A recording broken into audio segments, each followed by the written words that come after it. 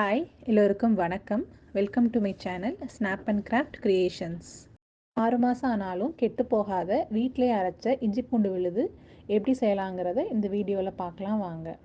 முதல்ல இஞ்சி பூண்டு ரெண்டையுமே நல்லா கழுவி சுத்தப்படுத்தி ஈரம் இல்லாமல் நல்லா தொடச்சி எடுத்து வச்சுக்கலாம். அதுக்கப்புறம் கழுவி சுத்தப்படுத்தி வச்ச இஞ்சி பூண்டு ரெண்டையுமே சின்ன சின்ன பீஸஸாக நறுக்கி எடுத்து வச்சுக்கலாம்.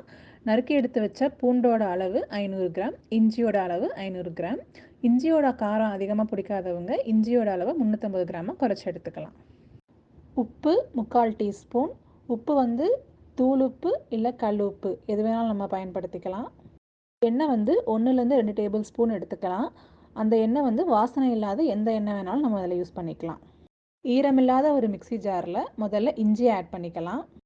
நறுக்கி வச்சுருக்க பூண்டு, அதுக்கப்புறம் உப்பு ரெண்டையும் சேர்த்துக்கலாம். கடைசியாக எண்ணெய் சேர்த்துக்கலாம். எண்ணெய் வந்து கொஞ்சம் கொஞ்சமாக தான் சேர்த்துக்கணும். ஏன்னா நம்ம தண்ணிக்கு பதிலாக இங்கே எண்ணெய் தான் நம்ம சேர்த்து அரைக்க போகிறோம். ஸோ அதனால் தேவைக்கேற்ப கொஞ்சம் கொஞ்சமாக சேர்த்து அரைச்சிக்கணும். ஏன் தண்ணிக்கு பதிலாக எண்ணெய் சேர்க்குறோம் அப்படின்னா, பொதுவாக தண்ணி சேர்த்து அரைச்சிங்கன்னா 2 நாள்லேயே வந்து நம்ம அரைச்சி வச்ச இஞ்சி பூண்டோட கலர் வந்து பச்சை கலரில் மாறிடும். அதுக்கு பதிலாக நம்ம எண்ணெய் ஊற்றி அரைச்சோம்னா நம்ம அரைக்கும் போது என்ன கலரில் இருக்கோ 6 மாதம் கழித்து பார்த்தாலும் அதே கலரில் தான் இருக்கும். அதனால தான் நம்ம எண்ணெய் ஊற்றி அரைக்கிறோம்.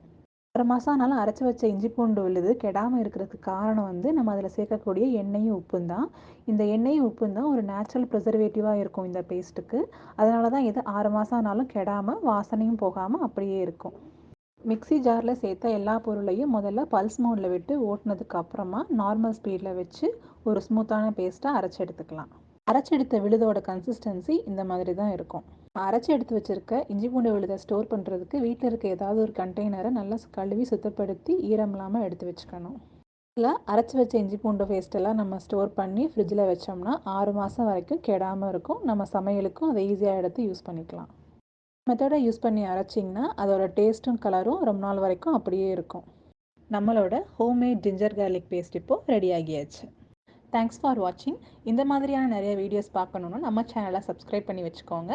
சப்ஸ்கிரைப் பண்ணதுக்கப்புறம் பக்கத்தில் இருக்க பெல் பட்டனை ப்ரெஸ் பண்ணி ஆளுங்கிற ஆப்ஷனையும் சூஸ் பண்ணிக்கோங்க.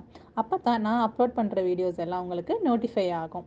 இன்னொரு அழகான வீடியோவில் சந்திப்போம். அது வரைக்கும் பாய்.